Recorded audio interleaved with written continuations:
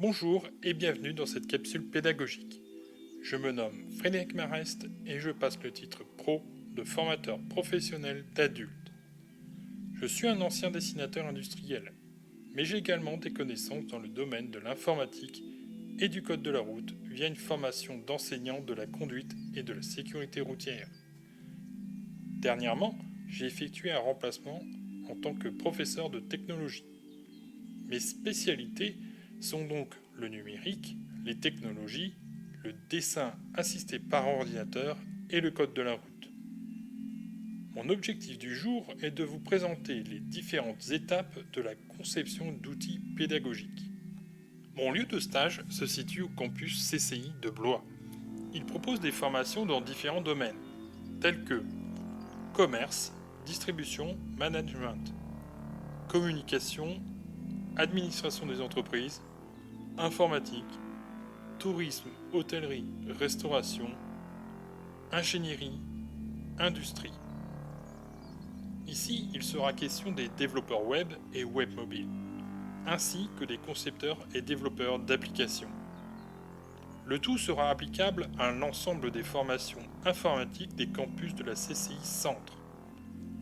La demande initiale est de créer des contenus permettant de faciliter l'acquisition d'un outil pédagogique et lancer l'utilisation de la plateforme. Cet outil pédagogique, c'est BeLearn, des éditions ENI. C'est une bibliothèque numérique de ressources en ligne. Elle se présente sous forme de livres, de vidéos, de quiz, d'exercices et de travaux pratiques, ainsi que de séances d'apprentissage appelées également e-learning ou en français e-formation. Les objectifs de BeLearn sont de renforcer les compétences en technologie de l'information sur des sujets comme le développement, les systèmes et réseaux, la sécurité, la data, le cloud et la virtualisation ou la gestion de projet. Mais également explorer de nouveaux langages, rester à jour avec les dernières pratiques et maîtriser des nouvelles compétences. Les apprenants sont donc des futurs développeurs et concepteurs de logiciels et d'applications. En apprenant à les connaître, j'ai découvert qu'ils appréciaient des ressources vivantes, car c'est un public essentiellement jeune et très voire ultra connecté.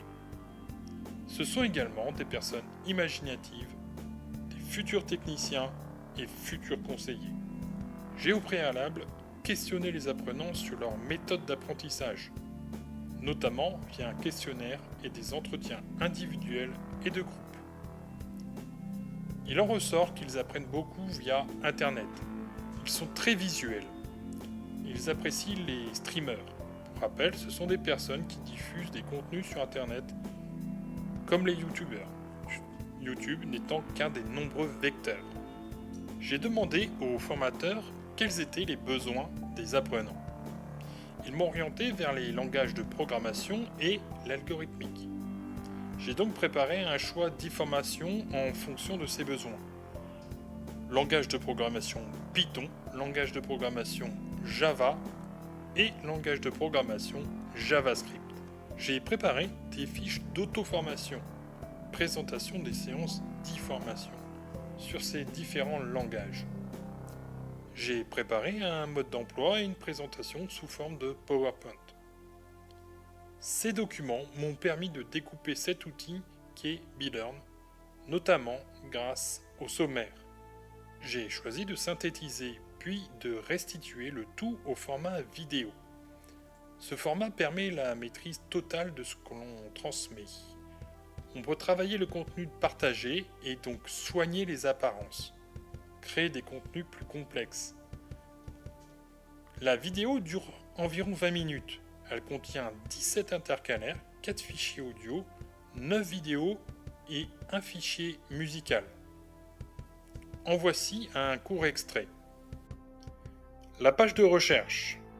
Vous pouvez utiliser les outils de recherche avancés, tels que le signe moins pour exclure des termes ou les guillemets pour rechercher une formulation exacte. À gauche, les différents filtres par type, livres, cours, e-formation. Par rubrique: data, développement, gestion, web PAO, ou par niveau: avancé, sans niveau, débutant, expert.